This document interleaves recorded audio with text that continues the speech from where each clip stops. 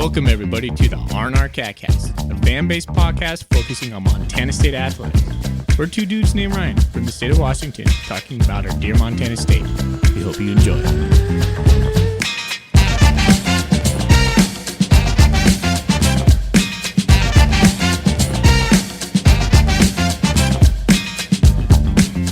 All right, welcome back, Bobcat fans. Thanks for joining us on another episode of the R&R Catcast. I'm one of your hosts, Ryan Foley. He's your host, Ryan Thornburg. We are the Ryans of the R&R, the Montana State affiliate of the Big Sky Podcast Network. We have a sweet sponsor in Gear Up Sports. Thank you to Gear Up Sports, a youth sports platform focused on solving the uniform and apparel headache for high school and middle school coaches. If you're a youth or high school coach and need uniforms or player packs, please contact them at www.gearupwithus.com and make sure to mention the R&R Catcast. They just went live with their Catterdays line. If you haven't seen it, visit our socials. There's a link in there. Some new swag coming out from Gear Up. Super stoked for them. Thorny, how you doing, buddy? Doing well, man. I'm sore right now. I did a big, huge hike on Sunday. Jeez, I'm trying to think. Was that yesterday or 2 days ago? Like a 9-mile hike, like 2,900 foot elevation. I'm pretty sore today, but feeling good. Ready to talk some Bobcat football. How about you? Do you have a Garmin watch? Do you keep track of all this stuff? I do. And also I use All Trails on my phone to kind of keep me on the trail, but it also tracks your elevation and all that stuff. So yeah, the Garmin's more like the fitness stats and how many steps it was and my, how many calories I burned. But the basics, the distance and the elevation, it was a tough one. Do you upload it to Strava? I do not. Yeah. Well, actually, I think Garmin might automatically post it to Strava. I only started even getting Strava because I joined a running club, and apparently that's what the running peeps use. Well, see, this is the problem for me because I run all the time, but I don't run with a watch, and so my friends, some of them are cheeky, and they say, "Hey, man, your runs don't even count. They're not logged anywhere." They're like, how do you know how fast you're going? How do you know how far you've gone? I go, sometimes I don't. And I'll ask you if I'm running with you. How fast did we go? How many miles did we run? And so they find it incomprehensible that I don't wear a watch. Unlike some races, I will wear like a $15 old Casio just to know kind of like, splits if I know where the miles are at. But I've resisted the Garmin. And for many reasons, if I know too much about my running, I would obsess over it. And so it's kind of best not for me. Yeah, you can really dig into the analytics and your time and your splits and really kind of get obsessed with that. It's kind of nice. I like your plan. Just kind of shut it off, and I just like so many miles I went and how many calories I burned. That's all I really care about. Yeah. Alrighty. Well, a lot to talk about today, but we're going to try to make it a quick one. So rundown for today is we're going to go into the news today. Well, first of all, we're on the heels of Montana State going 2-0. That in itself is just like fist pumping. 2-0, 2 games on the road. I heard somewhere today that Montana State hasn't opened with 2 games on the road in over like 20 years. It's felt weird not to be back in the comfy confines of Bobcat Stadium. But guess what? We got Gold Rush coming up this week. I'm super pumped to talk about Gold Rush. And I got a little critique for Coach Vegan when he talks about Gold Rush. I'm going to put a pin in that. So before we get to all that, we'll talk through some news. There is some news. There was a new poll that came out this today, earlier this AM. I think our listeners will like what they hear in that. We'll go into Vegan's presser. I have a little critique for him as well on his outfit. We're gonna play a little game with Coach Vegan. I want to know if he's listening, because if he's listening, I got a little proposition for him. See if he can. Maybe we can, set something up. Okay. I'm crafting something. Okay. We're gonna run down the stats. We'll talk about the game. It was kind of a weird game, a wonky game. I'm glad. Well, I'm not glad we didn't do a instant reaction show. There was some feels definitely on Saturday night, Sunday, but you were on your epic hike and it just never happened yesterday. So we're going to recap it today. I think I got a little bit better grasp what went on. And then we'll preview Maine and then some Golden Coolies. Yeah, sorry about the no instant reaction, but the game got over so late on Saturday. I wasn't going to do it Saturday night. No way. And then, yeah, too busy on Sunday, and the Sunday evening rolled around, and I was like, no, I'm too tired now from hiking. So here we are. Yeah, Starting the 2024 season off with the bang. I don't know. Alrighty. It was a weird game, and it just didn't really feel like it almost did. Not that I'm not saying it didn't deserve an instant reaction show, but it's like, did we need one? I don't know. It was a weird game. So anyway, to the goods. To the goods. What's in your golden coolie? Well, I'm boring. I've decided, for no reason for myself other than I'm not happy enough with my weight loss progress, I'm doing like a sober September, I'm calling it. So I got LaCroix over here. Boring LaCroix. It's purple. They all taste the same. Well, I'm always in support of those sober months or ventures that people go on. So stay strong if you can, and we'll get through it. I have a new beer. I've never had this. Today my wife and I met a couple friends over at Brick West Brewing Company here in Spokane, and I'm drinking something called Sun Doggy, a summer lager, 4.8%. It's good. It's exactly what I want tonight. So Sun Doggy. Sun Doggy. It's too like kid sounding. I know. I saw it I was like, I've never seen it before. So picked up a 6-pack. It's easy drinking. Sun Doggy for your tum tum. Something like that. Just finish it off. Crisp lager. There it is. Nice. Is there a lot of breweries in Spokane? I don't feel like you drink a lot of Spokane beer on the show. Yeah, I just only go to Perry Street, really. So there is a lot of breweries. Probably more than Bozeman, I would say. So yeah. You just start supporting local, man. Out. I do. I go to Perry Street. Spread the love. They are it. I know, but buy a 6-pack or go. I assume the Spokane has some place you can buy individual cans of beer. Just go buy a beer here and there. I suppose they do. Okay. Well, I'll try to get out there. Make it happen. And then visit the brewery and then see if they want to sponsor something in here. Oh, I forgot to say, your Golden Coolie is sponsored by Wilbur Ellis. Go see Shay Richter and company up in Fort Benton for all your farming and fertilizer needs. Sorry, Shay, but we made it. We're here. You're not trying to sell that spot out from underneath Shay. No. When I started saying, I was like, what spot would they even take? Because then I was like, well, crap. Speaking of spots that are taken, yeah, just triggered a whole line of thought there. Really on the ball tonight with this LaCroix. We could sell vegans wardrobe. Bit that we do. You mean this one? I don't know. This is a good transition. And now, Bobcat fans, it's time for F&F Fashion Watch, brought to you by Foley and Fisher, the only two that seem to really care what Brent Vegan is wearing at his press conference. Hope you're ready. Do you want it right now? Because I can go into it. You have to. I played the thing. A little premature. Well, all right. So a vegan was wearing a different gray pattern suit than the last 2 weeks, a muted gray and white checkered tie with circular pattern of a pale yellow dot within the checkers, and appeared to be wearing a light gray shirt that was pressed or neatly ironed. Is your wife helping you write these now? No. No. So here's what I want. Coach Vegan. If you're listening, next week I want you to wear a pocket square for us and just pat your little pocket square. Just give it like a little pat. There'll be a little sign, just kind of like, like a base. I'm giving a sign for someone to steal a base. Mm-hmm. I need you to wear a pocket square and just give it a little pat on the lapel right there. And that will be a sign that you're listening. I think you could, if you're going to wear the suit, just go the extra. It doesn't take much. Just go get a coordinated pocket square and just give it a little pat. We'll see if he's listening. Make it happen. Or just because he doesn't do it doesn't mean he's not listening. He's going to be like, there's no way I'm doing that. And there's no way I'm letting them know listen. Come on, Coach. Either one of those things. You can do it. This would be good. Let's make this happen.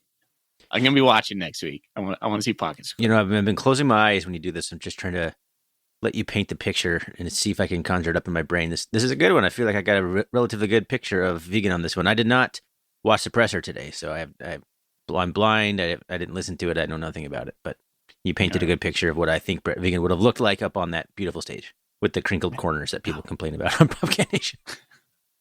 What is going? I made one comment on that. That was you?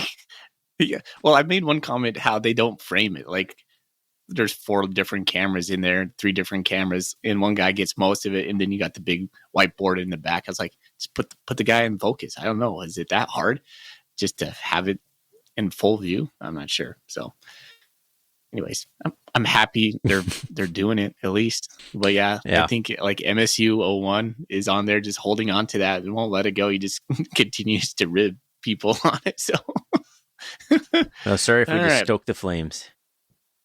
Hey, before we get into the presser, because there's some stuff that came out today. The new updated stats perform top 25 came out, and South Dakota State stayed number 1, got 36 votes. North Dakota State number 2, and here's where you're going to be happy, Thorny. Montana State hopped Montana. We are now number 3. We got 8 first place votes, flip flopped with the Grizzlies there. And number 1, South Dakota State, 0-1. Number 2, North Dakota State, 0-1. Number 3, Montana State, 2-0. That's the most important part, baby, 2-0. Yeah. It's weird sitting there 2-0 behind 2 teams that are 0-1. It's just kind of a weird, the way the FCS works. You lose an FBS game, they're like, nah, whatever. Well, Idaho stayed at number 7. So then they lost when they released competitive. They were super Oregon, competitive against the number 3 team in the country. That was surprising. That was impressive. Their new quarterback is out. He has a broken collarbone. Yeah, he'll be out for an extended amount of time, if not the whole season, right? That's tough. Yeah, I can't imagine you come back too quickly from a broken collarbone. Depending on if it's on your throwing shoulder or not. I did not catch that, I guess. Sac State comes in at number 8. I thought Sac State was going to hang with San Jose State, and San Jose State just ran away in the second half. So they start off 0-1, but they maintain it in slot number 8. Let's see what else is going on. They missed some golden opportunities. I was watching a little bit of that game.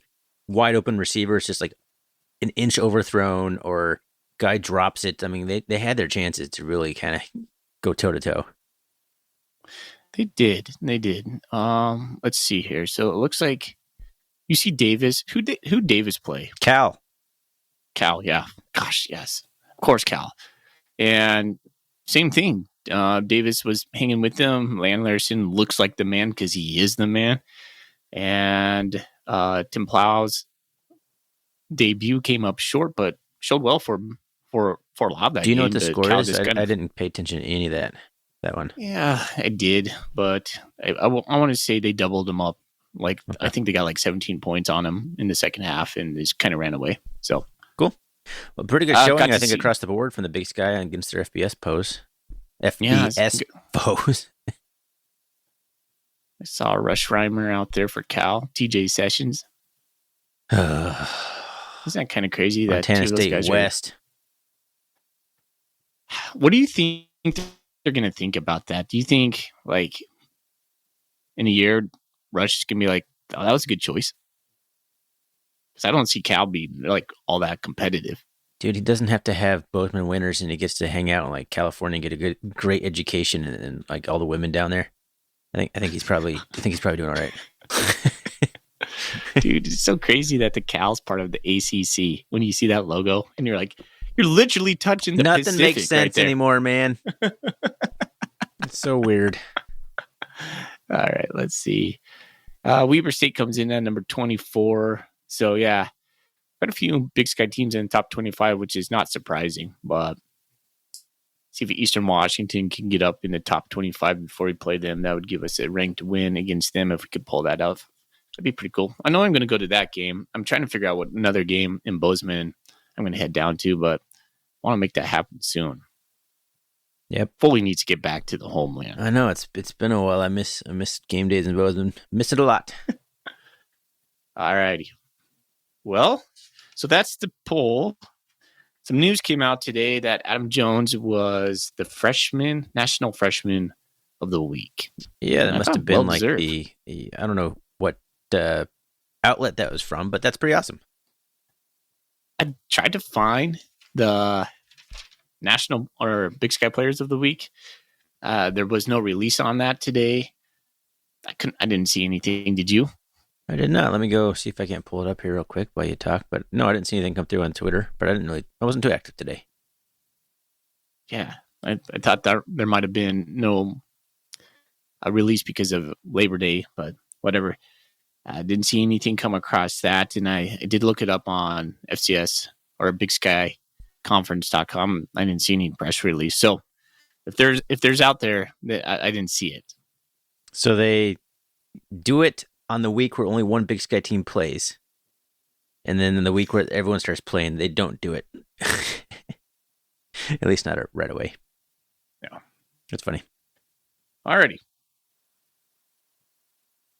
presser, and then we'll get into the stats. Yep. Did you watch it? Nope. Where did I start? You have any questions for me on this? I think that'd be easier for me to answer this. Okay, so I'm curious what he said about the seemingly lack of points for how dominant the game looked. Did he say anything about that? Or just the offense in general, I guess? Well, okay, so he started with his praise for the defense. And rightfully so. Defense was lights out. He says, we're not only looking like we're faster, we're playing with purpose and we're flying around. Not just flying around just to fly around, we're being strategic. And so his praise of the defense was quick and right up front. Offense, he kind of said was like, and we're trying to find some pieces right now. So he didn't have much to offer, if I remember right, about how the offense is kind of struggling right now. Okay. Yeah, that would have been one of my biggest questions, I guess, would just, his thoughts on the offense. My take on this whole offense thing is something I kind of thought about yesterday. An analogy is, to me, it feels like the offense is like putting together a puzzle right now. Montana State has a couple pieces in place. I think we have the running back piece in place. When you look at Scotty Humphrey, Adam Jones, we're nailing that. But it's almost like we're searching for a couple other pieces and nothing's fitting right now.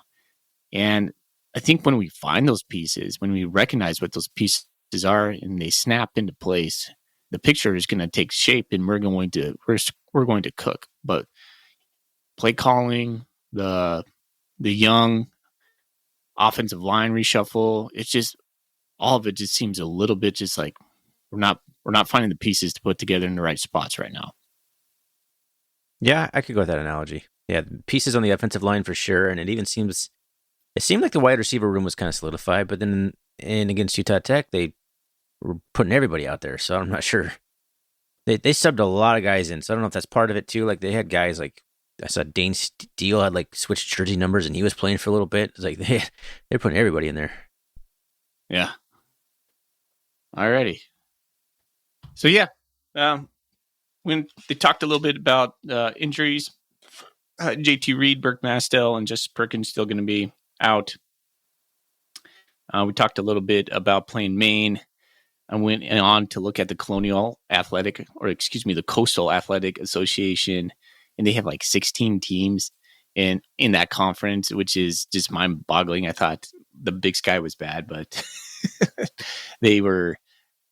It's unreal. But they have some names you would know, like Villanova, UAlbany, Richmond, Delaware. Some guys that made the playoffs last year and have continually good teams. I think also what came out in the press conference is a little bit of talk about Rohan Jones and how he's filling the Derek Snell role. I think Montana State has like a Derek Snell role. Like they're going to recruit that position to that body type, that less than 6'4", fast, athletic, tough. That's like a staple in Montana State's football program. Yeah, I love Rohan Jones. Maine Black Bear, right? Yeah. That's where he transferred from. And Jahari Martin still playing. He's their starting running back. Yeah, I was going to get to that when we talked about Maine. It's kind of funny. For those who don't remember, Jahari Martin was a running back for the Bobcats who Big, strong kid. Started as a linebacker and switched to running back, or was it the other way around? Started with the linebacker. Started by linebacker, yeah. So, good for him getting some playing time and earning a starting spot over Maine. Okay. One thing, so go back to the pin I put in earlier about a critique about Gold Rush. So somebody talked about, hey, you played 2 games on the road. Now we're coming back with Gold Rush. And in total Coach Vigen style, he's the most even keel guy. Like, when we see him talk to the team, you get more emotion. I would like a little bit more emotion when he talks about, for instance, Gold Rush. Gold Rush is an elite atmosphere, one of the best atmospheres in all of college football.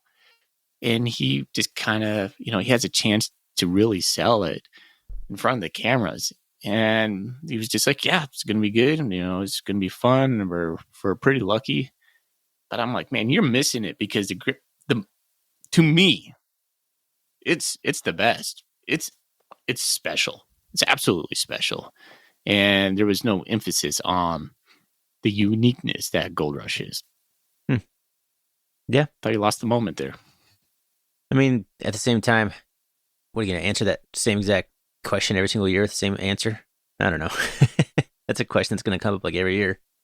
Yeah. And he should take 5 minutes every year to pimp it out there because it is an absolute gem of a night. Well, Vigen is not selling the program. He never has. That's not his shtick. That's not why he was hired. Yeah. He's here to coach football games, and that's what it looks like he's here to do. Nothing else. That doesn't mean he can't, oh, sure, for sure, improve on some things. And I just think that would be that and wearing a pocket square. There's a little work-upons. Pocket square and Gold Rush selling. 2 work-upons for Brent Vigen. Okay. Well, I'm sure some other points will come up naturally in our conversation, and I can reference them back. But let's get into the stats. All right. Well, Montana State travels down to, what is it, St. George? St. George. Utah to take on Utah Tech, formerly Dixie State. Wins pretty handily, 31-7. These stats are going to be pretty interesting to read through, I think. All right, so 25 first downs for the Bobcats, just 6 for Utah Tech. And a lot of Utah Tech statistics are going to be against our second string defense or third string, whatever it was, late in the fourth quarter. I don't even think Utah Tech had a first down until late in the third or the fourth quarter. Not even a single first down. So they only had 6 all game. They were 1 for 11 on third down. The Cats were 8 for 17. And the Cats were 2 for 2 on fourth down. So that was an improvement over New Mexico, which we struggled with, I think, if I remember correctly. 481 yards of offense for the Cats, including 152 through the air on 14-24 passing for 6.3 yards per pass, 329 yards on the ground, 56 rushing attempts for 5.9 yards per rush, which for the Bobcats that's good. It's not blowing you away or anything like that. Utah Tech, just 176 yards of total offense, 103 through the air, 12-26 passing for 4 yards per pass, 73 rushing yards on just 14 attempts for 5.2 yards per rush. So I guess that's the one positive is 5.2 is pretty good, I guess. 6 penalties on the Cats for 45 yards, 4 penalties on Utah Tech for 21. The penalties were just abysmal for the Bobcats, at least in the first half. We'll get into that. And the time of possession, the Bobcats, 44 minutes and 36 seconds for just 15 minutes and 24 seconds for Utah Tech. That is dominating on the stat sheet. One of the more lopsided stat sheets you'll ever see. But then you look up and it's 31-7. That's the part that just kind of blows my mind. How did we not allow a team to have a first down all the way until the fourth quarter, and we were only up at 24-0 at that point or something? So anyway, there's the overall team stats. Tommy Mellott was 14. Sorry. Yep. Tommy Mellott was 14 for 21 with 152 yards and a touchdown through the air.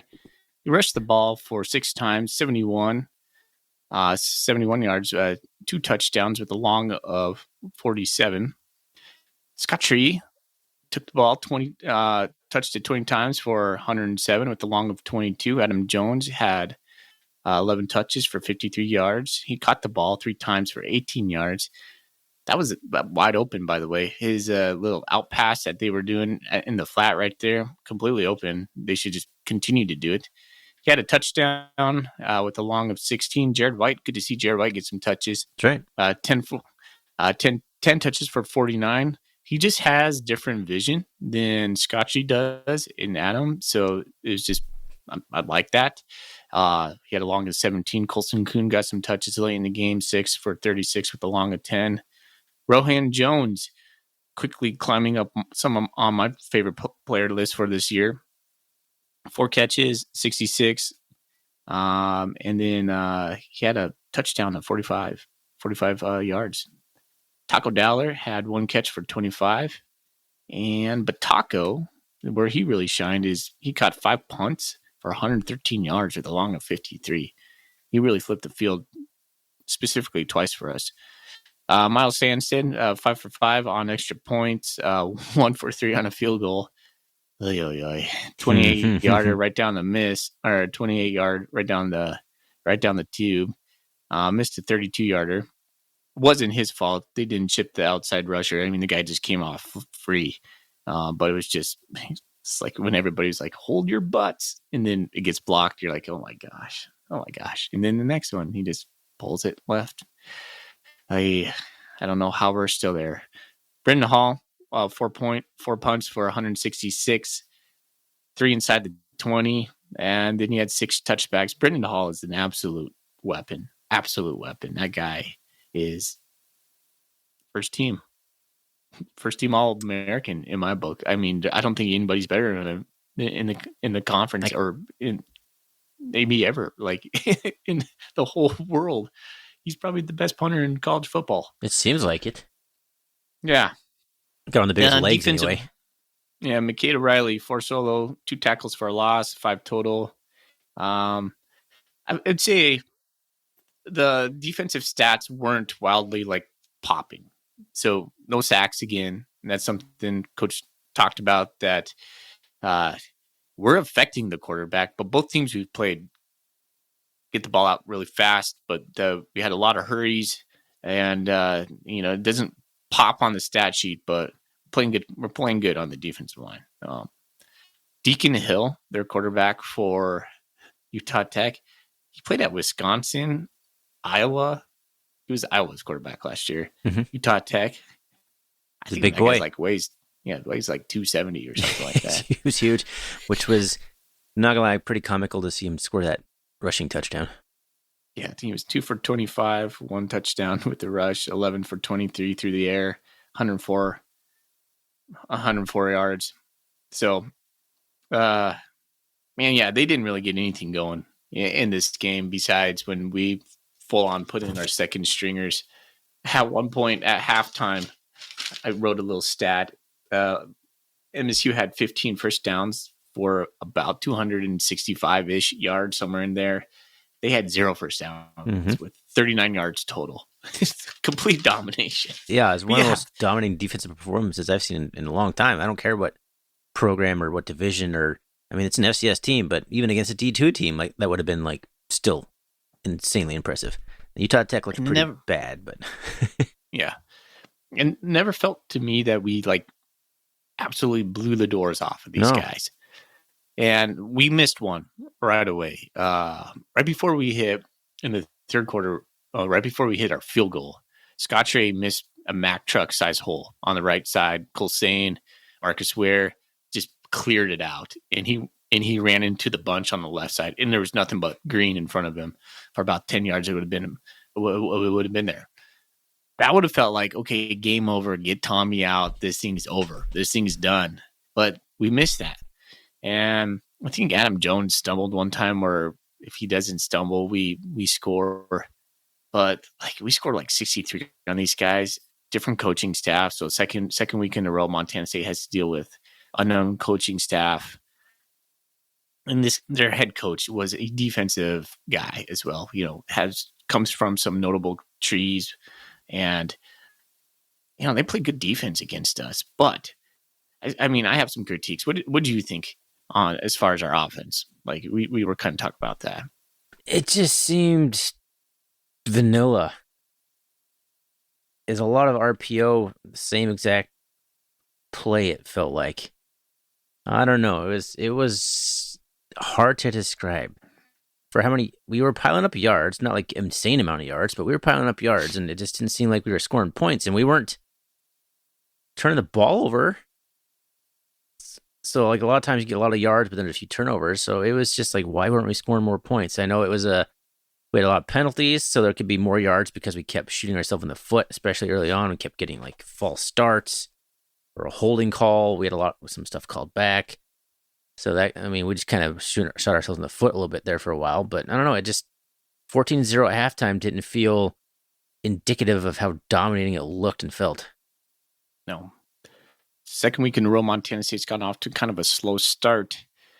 I wonder if that is going to be a trend all year, or if that will be something that we can figure out when we start playing at home. It's crazy stat. Did we go 3-0 again, or how did it start? I can't remember. But it was a slow start, no matter how you slice it. So, something to watch. Will Montana State, when they go back to Montana or to Bozeman, can we figure this out? I don't know. I don't know. People are talking about it all over on Bobcat Nation. People are critiquing Tommy. They're saying he's thinking too much. They just let him play Tommy ball. And then other people say, well, if he's going to play Tommy ball, then he's just going to get hurt. Not many people are talking about Tyler Walker's play calling. I think there's a little bit of critique right there for that. But I also kind of go back to the Tommy's. Like, I don't feel like he's recognizing blitzes very well. And like, for instance, like when he got sacked yesterday, the nose tackle threw Sane to the left, and big number 91 just came straight at him for like 10 yards. And Tommy didn't sidestep him at all. Like, it's almost like he was blind to him, or like he was just like, okay, I could get this pass off. Just wait one more second. And I'm like, come on, dude. Just that guy, you could hop on one leg and get away from that guy. I mean, there's no way we should have took a sack right there. And that put us in second and 15. Tommy was trying to be patient and let the route develop and get open. The guy never did. Well, but yeah, sometimes you can't. Yeah, Tommy of all people, like you said, just could have easily avoided that. But yeah, that was a bad sack. That's a bad one. But at least he got sacked and didn't fumble it, I guess. The thing I have a trouble with yesterday, and I went back and rewatched it, is, okay, so when obvious pressure is coming, why isn't there a call that we can check to a hot route and run a quick slant over the middle? Because eventually, you said it, we played the RPO game and we ran off tackle almost exclusively last game, and we did it over and over, and we were getting 4 or 5 yards at a time. We weren't busting those. That's still good. I mean, we almost had 500 yards of offense, so it comes across as a little bit whiny. But all I'm saying is, when that pressure is coming, do a little tap on the helmet, do a little sign somewhere to Lanata saying, "Hey, we're doing a quick route in that vacated space where the blitz is coming from, and we're going to hit that." Instead, no. You know what we do, Thorny? We hand the ball off right into the teeth of it. So it's a little bit frustrating as a fan to see that. There's no other option there. No, I was thinking about that while I was watching the game. Like, when's the last time you saw Montana State like have the perfect play call for a blitz that goes for a huge play? Yeah. Like you said, like something that vacated or a screen pass that took advantage of it. Like, it just doesn't happen. It hasn't happened in forever. Yeah. And I see other teams do it like on the regular. Mm-hmm. I don't know what it is. If it's Tommy, if it's play calling, but or it's just straight like that's just not what we do. Who cares? If they're blitzing, we're going to do what we do all the time, no matter what. I don't know. You and I talked a little bit on this yesterday, and we said Montana State's going to continue to run the ball, and people are going to say, just run the damn ball. And you're like, okay, cool. And we're going to, and we're going to rack up a plenty amount of good wins when you do that. But I think when we start playing that top tier of the FCS, let's say if we play the Grizzlies and we just only run the ball, I don't think it's going to work. It might, because 2 years ago, we absolutely mopped the floor when we just ran the ball all over them. Do we have another day like that in us against them? I'm not sure. But can we consistently just run the ball against South Dakota State, North Dakota State? I think you need a passing game to complement it. If nothing else, soften up the box. Remember when We tried to take that deep shot. Yeah, I was super happy when we did that. Yeah, for sure. Like, So right. they're playing cover 3, and we go down the middle and try to take a deep shot on their safety, and he was there. Tommy misplaces that. We need more of that. Yeah, we had him need beat. to connect on some of those. That should be 1 to 3 times a game. That should be happening. Not that. That was the only time of the entire season, I think. So yeah, I don't know. All right. So those are my critiques on the offense right now. Feels disjointed. The puzzle pieces are not snapped together right now. We're missing some. We have some, but we're missing some. It doesn't feel quite right. I don't really have any other way to put it. I can't quite put my finger on it, but it's like something that's just a little different. Maybe it's because we're trying to corral Tommy too much, trying to make him more average or whatever Vegan calls it. Tame the stallion. Maybe that's not how to go about it. But you need him healthy, though, because I don't know if anybody else on the roster can do it. So you kind of have to tame him. And I don't know, maybe it's just not going to be, maybe it's going to be a square peg in a round hole type scenario all year. Where it works sometimes and other times it's like, that's just it's not meant for him. I don't know. Too early to tell. I know the pass protection needs to get better. The offensive line's been struggling a little bit with that. A little bit better, I thought, against Utah Tech, but still not great. I think it's a kind of a blessing in disguise, actually, being able to play those guys early and get them playing time. Mm-hmm. I mean, you see Jaden Perkins out there getting some reps. You're going down to who's that guy? You're looking at the roster. Yeah. You're like, yeah, everybody's coming out. So it's good and bad at the same time. So you're getting lots of experience. You just got to figure out who your 5 guys are, and hopefully they stay healthy and start to gel together. And we need Justice Perkins back. Yeah. 2 questions I have for you. Tell me your take on Jordan Reed, and then tell me your take on our kicking game. I had no take on Jordan Reed because they just had him hand the ball off the exact same time. Like he threw a ball in the dirt, but that was like his first throw coming off the bench cold. Tommy throws the ball on the dirt half of his first 4 throws every game. So hard to tell, man. I don't know. I want to see more of him. I think he's got the arm talent, but I don't know. It's from that game, nothing to report really. Okay. All right. What about the kicking game? Makes me want to cry. I just watched it. I saw that kick get blocked. I'm like, I'm just like, this is never going to change, is it? Never going to change. It did feel like that. If it was so deflating when that was blocked, everybody in Bobcat land just Depressionville instantly. Have we learned nothing?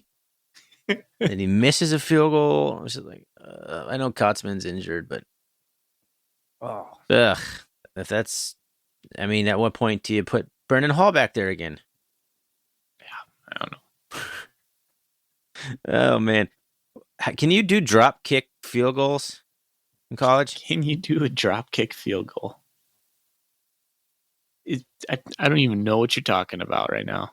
You can take it. You can take a kick, like a snap, and then bounce it off the ground, and then kick it to the upright. Do you think that would be better than what we're doing?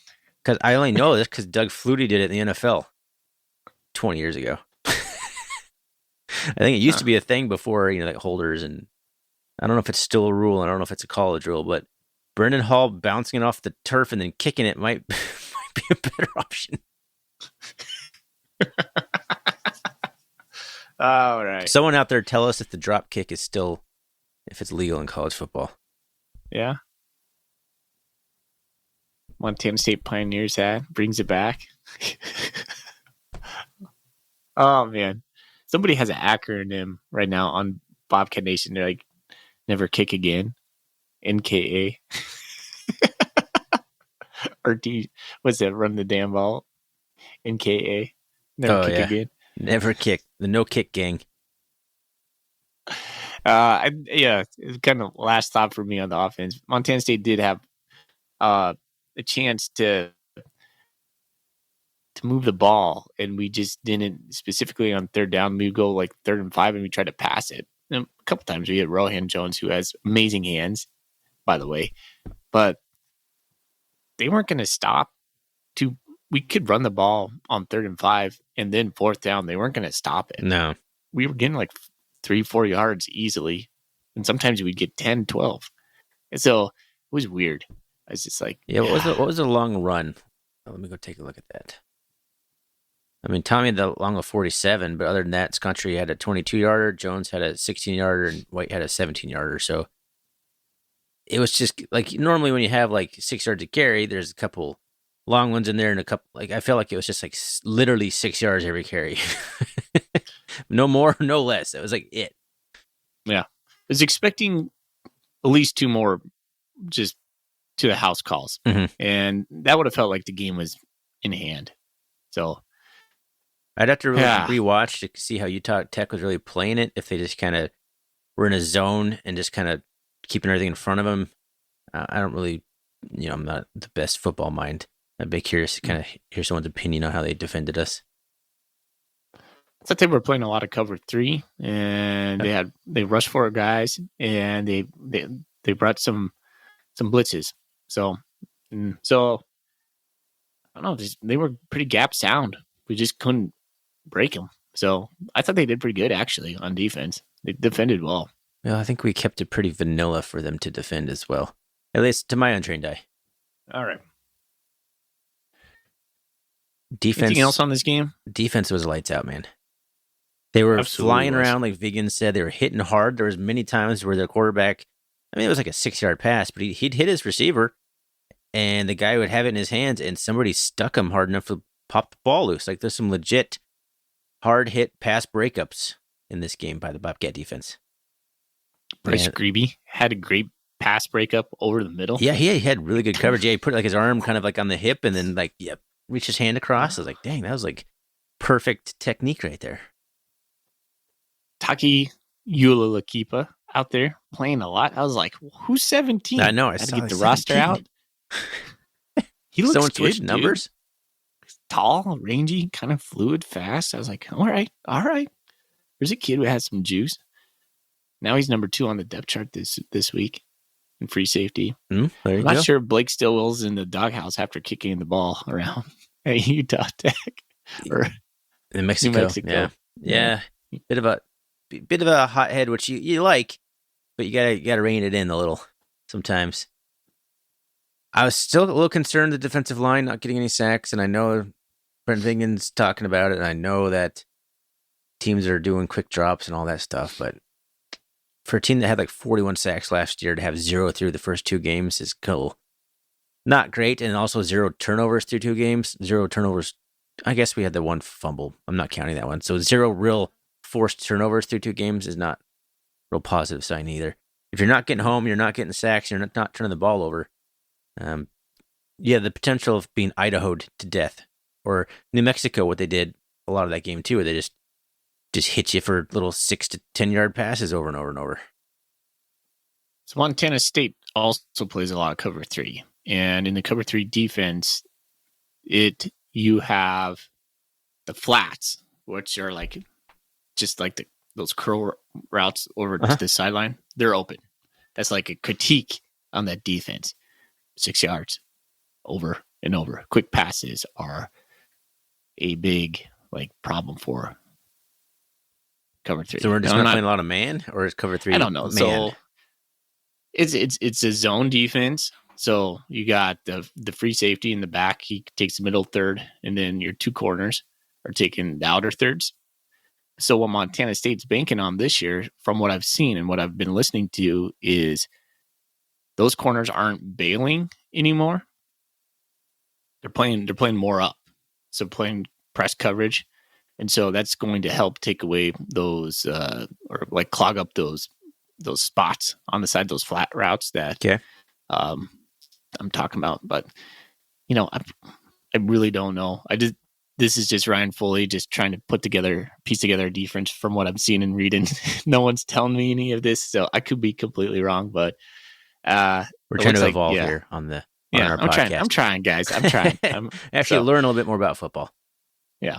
All right. I applaud the effort. Zach Levere asks, do you think buy or sell defense pitches a shutout this season? Sell. I don't think we'll pitch it. If it wasn't going to happen against Utah Tech, it's not going to happen against anybody. I think maybe Mercyhurst. Maybe. But, by the time we bring in the second string defense, like, there's still problems on the defense. They're just being less and less. But I think the further down you go on the depth chart, those problems are still there. That was, a 3-play drive where Utah Tech just 3 plays, touchdown, like 75 yards. It was kind of crappy in the middle of that game. Like, oh, well, the game wasn't in doubt by any stretch, but it was like, that was just not pleasant. No, that was the beginning of the fourth quarter. And then another QB long touchdown run against a defense that completely sold out the other direction. So that's, except this guy was like a 6'8", 270-pound lineman rumbling. Yeah, he's a big dude. All right. So we're going to play, can we move on now? Can we talk about Maine? All right. So we're going to play Maine. And what I heard Vegan say is they got like 27 seniors or 20-some guys who are seniors or graduate guys. So senior-laden team, they were 2-9 last year in that ginormous conference, the Coastal Athletic Association. Again, Jahari Martin is their running back. I feel like Jahari Martin, I don't even know what year for college football that is for Jahari. We would have to go back. But he's listed as a senior on their website, but yeah. COVID senior. It's been a while yeah. And Rohan. So we got Rohan, kind of traded him for Jahari. A little bit, I thought Jahari could be Rohan, like that same kind of role that he plays. I'm not saying they're the same athlete, but he could have been that H-back. I don't know. Yeah, actually, I mean, that's what everyone kind of thought, but I'm not sure I don't know. I loved watching him block as a fullback, but yeah, he was fierce. So their quarterback, Carter Peavy, transferred from Mercer, and he led them to the playoffs last year. So he's a pretty experienced SES quarterback who had a lot of success at Mercer. I was watching a brief highlight. He had a 75-yard touchdown run on their opening game last year against like number 8 Ole Miss. So he's got enough wheels on him. He's scored like 12 rushing touchdowns. And he's a pretty good quarterback. He's a grad transfer to Maine. He was 17 of 22 for 186 yards and 0 touchdowns, 0 interceptions against Colgate when Maine won 17-14. That's their first game that they had this year. Jahari Martin had 15 carries for 66 yards and a touchdown. So I don't know. I don't know what to make of Maine this year. I don't think you'll have too much trouble in Gold Rush, but their depth chart, they got some big boys. Like their offensive line's all 300, 310, 320-pound guys. They have 270-pound defensive end, so they must be more of a traditional 4-3, I would have to guess, based on the size of that DE. It'll be interesting to see how they play. Maine's usually a pretty tough defensive outfit. Yeah. Kind of what they're known for. I think, it's their coach's second year, and or maybe it's their third year, but he hasn't had much success over there yet. It's going to be a good challenge for the Bobcats, but Montana State's the number 3 team in the nation. We should take care of business right there. Get out of that desert heat finally. Get back in Bozeman. Guys, stop cramping up nonstop or having the heat strokes. Coach Vegan did say it was going to be 80 degrees at game time. So, I mean, it's still a little toasty. Yeah, still a little toasty. All right.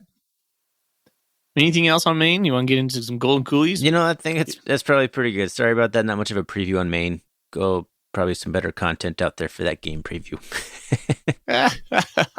Let me sell our product real well. I'm Brent Veganing our own stuff. All right, let's see. Help me decipher this one. 4-corner cap says, would you rather have a defense that gives up 0 first downs and 41 yards through 3 quarters, or a defense that has 4 sacks, 8 tackles for a loss, 2 forced fumbles, and a pick 6, but also gives up 21 points through 3 quarters? Oh, okay. See what he's saying there. I mean, you want the one that's just not giving up any points. Points are the ultimate thing here. Yeah, I'm gonna go with you on that one. 0 first downs, 41 yards through 3 quarters. I mean, yeah, you're gonna win every single football game you ever play if that's your stat line. You kick a field goal, you win. Well, maybe not Montana State. Probably score a touchdown. Roger Fisher says, "What's in your golden coolie?" And it's not close. LOL. I have no clue what Roger Fisher is talking about right there. Is he drinking when he's typing that? Do you know what he means? I'm not sure. No, I didn't see that. So if you just read that, Mr. Fisher verbatim, I have no idea what that means. Yeah, no clue. And the last golden coolie, because I posted this really late. Do you think Tommy, being such a cerebral player, plays a role in his slow starts? Does he overthink things, and does it take him a minute to calm down? It's possible. Play that comes from prodigal cat. It's a good question, and that's quite possibly true. I think he might be overthinking things. He just can't get out of his own head sometimes. I think, yeah, that is either that or him and Tyler Walker are not on the same page. It's tough to get a new OC. It might just take a little bit of time to gel. Yeah. I think everybody needs to pump the brakes a little bit on the offense woes. I think there's going to be some improvements. I am optimistic that Montana State's going to find the puzzle pieces, as I say, and put them into place. This picture will coalesce. I think there's a lot of people out there that are kind of sick of the offense the Bobcats have run since basically Jeff Choate got here. There's a good take right there. It doesn't take very long. It doesn't, like, as long as it's churning out points and winning games, I think that crowd's relatively silent. But the moment things start looking not great, like, I'm sick of this freaking offense. I want a quarterback who can throw the ball. Because I feel these feelings a little bit too. And I had this feeling watching, like, the New Mexico game. I was like, when we were struggling, like, can we just get a quarterback who can sling it around? Please. We haven't had one. It's so long. Now Tommy can throw it probably better than some of the other, like a lot of the most recent Bobcat quarterbacks. But I don't know. I think if the offense isn't putting up 40 points a game and running teams out of the building like they do quite often, and like they haven't done super well this year yet, I think those voices get loud quickly. Yeah, I hear you, man. I agree with it too. All right. In order to be good at passing the ball, you have to practice passing the ball. It doesn't seem like we do that. Do you mean in practice or like in games? In games, yeah. I mean, I have to go back and look. I think Tommy's thrown the ball more than he has. I think his average from last year, I feel like we've thrown it more attempts. I'd have to go review the tape, the stats on People that. felt good about the offense when we played NDSU last year. People were like, man, this is dynamic. We're doing it. And now it just feels a little bit kind of stagnant. So a little disjointed. Prodigal cat, man, I'm going to give you the golden coolie. That was a good question. I think the Bobcat Nation is wondering the same thing. Woo! All right. Thanks for the question. Love it. All righty. All right, Thorny. Your phone's going off. You got things going on over there, so we got to get out. I have alarms that I set in the summer that I need to turn off because they keep going off in the middle of the podcast, and they're nothing to do with anything. I just keep forgetting to cancel them. Mm-hmm. All right. Well, thanks everyone for listening to our episode here talking about Utah Tech and Maine. Thanks again to Gear Up Sports for being our awesome sponsor for the 2024 season. Thanks everyone for checking us out on Twitter or our Catcast on all the social media platforms. Fully, man, let's get out of here. I can't wait for next Saturday. Go Cats. Go Cats. Go Cats.